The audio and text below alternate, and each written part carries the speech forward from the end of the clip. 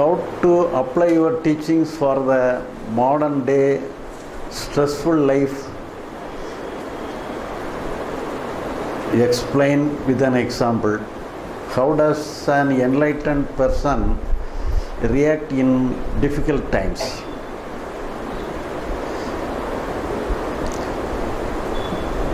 அதாவது இப்போ மனசனுடைய ஸ்ட்ரெஸ் என்னன்னு சொல்லி சொன்னால், அதான் நம்ம சொல்லலாம், ஒரு டென்ஷனுங்கிறது நமக்கு சூழ்நிலை சரியில்லைன்னு சொன்னால் ஒரு டென்ஷன் வரத்தான் செய்யும். அந்த டென்ஷனை பயன்படுத்தி நீங்கள் சூழ்நிலையை நிர்வாகம் பண்ணுறதுக்கு முயற்சி பண்ணுங்கள். இப்போ நம்ம ஒரு பிஸ்னஸ் பண்ணுறோம், பிஸ்னஸில் ஒரு லாஸ் ஏற்படுது, அதில் ஒரு பிரச்சனை ஏற்படுது. இப்போ நம்ம மனசு எப்படி இருக்கும்? அமைதியாக இருந்தோம்னு சொன்னால் அந்த பிஸ்னஸையே நம்ம கண்டுக்கிட மாட்டோம். அப்போ நமக்கு ஒரு பெயினோ அல்லது ஒரு ஸ்ட்ரெஸ்ஸோ ஏற்பட்டால் தான் இந்த பிரச்சனையை சரி பண்ணுறதுன்னு சொல்லி சொன்னால் அந்த சூழ்நிலையை சரி பண்ணுறது, பிஸ்னஸை சரி பண்ணுறதுங்கிற மாதிரி நம்ம அணுகுமுறையை அதை நோக்கி திரும்பும். அப்போ எல்லாத்தையுமே என்னென்னு சொல்லி சொன்னால் நமக்கு வரக்கூடியதை பாசிட்டிவாக பயன்படுத்திக்கலாம். இப்போ அகத்தை பொறுத்தளவில் நம்ம சரி பண்ணணும்னு அவசியம் இல்லை, புறத்தை பொறுத்தளவு நம்ம சரி பண்ண தான் செய்யணும். அதுக்கு இதை நம்ம பயன்படுத்திக்கணும். இப்போ ஸ்ட்ரெஸ்ஸை நம்ம மேனேஜ் பண்ணுறதுன்னு சொன்னால் ஸ்ட்ரெஸ்ஸை மேனேஜ் பண்ண வேண்டிய அவசியமே இல்லை. ஸ்ட்ரெஸ்ஸை மேனேஜ் பண்ணுறதுனால தான் ஸ்ட்ரெஸ்ஸை இன்னும் கொஞ்சம் அதிகமாகிட்டே போகுது. அதனால் நீங்கள் அதை சுதந்திரமாக விட்டுருங்க. எது வேணாலும் இருந்துட்டு போட்டோன்னு விட்டுட்டிங்கன்னா அதுவாகவே சரியாயிடும்.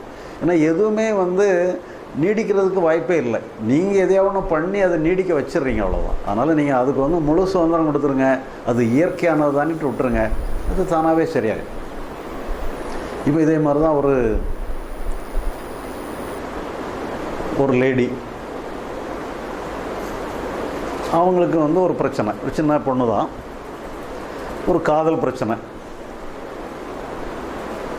நம்ம நூல்களில் படிச்சிருக்கும் போல தருது. அதனால் அது நம்மகிட்ட ஃபோன் பண்ணி கேட்டுது. இப்படி நானும் ஒரு பையனும் பழகிட்டு இருந்தோம். இப்போ அவன் என்னையை விட்டுட்டு இன்னொரு பொண்ணை கல்யாணம் பண்ணிக்கிட்டான். இப்போ எனக்கு அந்த சூழ்நிலை இது ஏற்பட்டதுனால எனக்கு மனசில் நிம்மதியே இல்லை, ஒரே டென்ஷனாக இருக்குது. படுத்தா தூக்கம் வரல, சாப்பிட முடியல, ரொம்ப பெயின்ஃபுல்லாக இருக்குது. இதிலிருந்து எப்படி விடுபடுறது, நான் என்ன பண்ணுறதுன்னு சொல்லி ஒரு கேள்வி கேட்டேன். இப்போ இதில் என்னன்னு சொல்லி சொன்னால், இப்போ ஏற்கனவே அந்த பொண்ணை கல்யாணம் பண்ணியிருந்தானா இன்னொரு கல்யாணம் பண்ணுறது சட்டப்பூர்வமாக தவறு.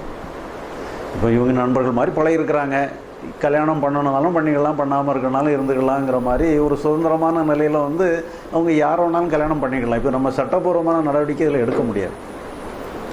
ஆனால் அதே நேரத்தில் நம்ம கல்யாணம் பண்ணுற மாதிரி ஒரு சூழ்நிலையில் இருந்தவங்க நம்மளை விட்டுட்டு இன்னொருத்தனை கல்யாணம் பண்ணும்போது நமக்கு மனசு பாதிக்கத்தான் செய்யும்.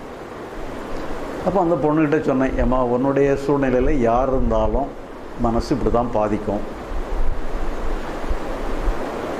நீ இந்த மனப்பாதிப்பை நீ மனப்பூர்வமாக ஏற்றுக்கிட்ட தவிர வழியே இல்லை. ஏன்னா நீ ஃபிசிக்கலாக ஏதாவது ஒன்று பண்ணுறதுக்கு வாய்ப்பு இருந்ததுன்னா நீ செயல்படலாம்.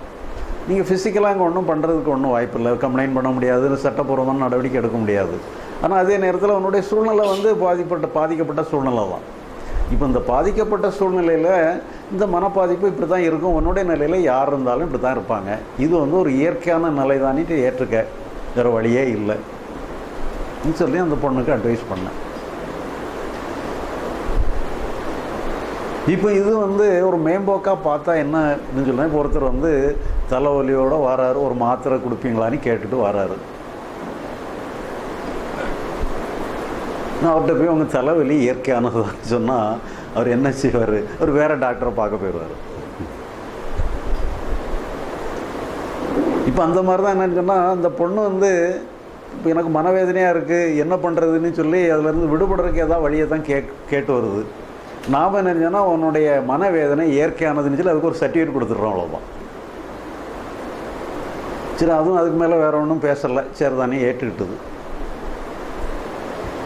இப்போ மறுநாள் காலையில் அது ஃபோன் பண்ணிச்சுது. சரி, இன்னும் மனம் சாந்தி கிடைக்கல போல், இப்படி இன்னொரு சிட்டிங் கவுன்சிலிங் கொடுக்கணும் போல் நீ நினச்சி, சரி என்னம்மா விஷயம்னு சொல்லி கேட்டேன். அப்போ அது என்ன சொல்லுதுன்னு சொன்னால், இன்றைக்கி காலையில் எழுமணிலேருந்து எனக்கு ஒரே ஆனந்தமாக இருக்கிறேன். ஏன் இந்த ஆனந்தம் எனக்கு வருதுன்னு தெரில, எதுனாலேயோ தெரில, ஒரே ஆனந்தமாக இருக்கிறேன், மகிழ்ச்சியாக இருந்துக்கிட்டே இருக்குது, மனசெல்லாம் மகிழ்ச்சியாக இருக்குது, ஒரே அமைதியாக இருக்குது. இது ஏன் இப்படி ஏற்பட்டுதுன்னு எனக்கே தெரில, நான் ஒன்றுமே பண்ணலை, தானாக அப்படி வருதுன்னு சொல்லிச்சு. இப்போ இது இப்படி தான்மா, நீ எதுவாக இருந்தாலுமே நீ உன்னுடைய மனசை நீ வந்து மனப்பூர்வமாக ஏற்றுட்டீங்கன்னா இருக்கிறதெல்லாம் அப்படி ரோல் ஆகி போயிடும். அது ரோலாக போகும்பொழுது வெயிட்டானது போயிட்டுனாலே உனக்கு ஒரு ரிலாக்ஸேஷன் கிடைக்கும். எது ஒரு அழுத்திட்டு இருக்கோ அழுத்தினதெல்லாம் ஒன்று அழுத்தெல்லாம் உன்னை விட்டு போயிட்டுனாலே அழுத்தவனை விட்டு கடந்த உடனே அது ஒரு ரிலாக்ஸேஷனை கொண்டுரும். அது இயற்கையானது தான். அதனால் நீ அதுக்காக நீ இதையுமே பற்றி பிடிக்கணும்னு நினைக்காத, இதையுமே இயற்கையாக எடுத்துக்க சொல்லி சொன்னோம். இப்போ இதே மாதிரி தான் என்னென்னு சொல்லி சொன்னால், இந்த மனசில் உள்ள இதெல்லாம் வந்து அது இயற்கையாகவே போயிடும். அதுவே அதை சரி பண்ணிடும், நம்ம ஒன்றும் பண்ண தேவையில்லை. ஆனால் அது புறத்தில் நமக்கு ஏதாவது ஸ்கோப் இருந்ததுன்னா நீங்கள் பண்ணலாம். இப்போ சிலவங்க வந்து மனசளவில் நல்லா ஓரளவு ரிலீஸ் ஆனவங்களுக்கு வந்து எத்தனையோ பிஸ்னஸ் பீப்புளெலாம் இருக்கிறாங்க. இப்போ அவங்கெல்லாம் என்ன சொல்கிறாங்கன்னு சொன்னால், எங்களுக்கு இப்போ பிஸ்னஸ் வந்து டபுள் டைம் ட்ரிபிள் டைம் வந்து நாங்கள் முன்னால் இருக்கிற பிஸ்னஸை மெயின்டைன் பண்ணுறதுக்கே கடும்பாடுபட்டுக்கிட்டு இருப்போம். இப்போ நாங்கள் 3 மடங்கு 4 மடங்கு வேலை செய்கிறோம், ஒரு டென்ஷனுமே இல்லாமல் நல்லா பண்ணிகிட்ருக்கோம், நல்லா இருக்குது, ஈஸியாக இருக்குதுன்னு சொல்கிறாங்க. அது மாதிரி என்னன்னு சொன்னால், நீங்கள் மனசை மட்டும் கீழே போட்டுருங்க, அவ்வளோதான். மனசில் கீழே போட்டுருங்கன்னா அதை அடைச்சி வச்சு லாக் பண்ண சொல்லலை, அதை சுதந்திரமாக விட்டுருங்க. அது எப்படி வேணாலும் இருந்துட்டு போட்டுன்னு விட்டுருங்க. உங்கள் கவனம்னு சொன்னால் செயலில் மட்டும்தான் இருக்கும். செயலில் மட்டும் இருக்கும் பொழுது செயல் நல்லாவே டெவலப் ஆகும். என்ன செயலை எப்படி செயல்படணுமோ அந்த மாதிரி செயல்படும்.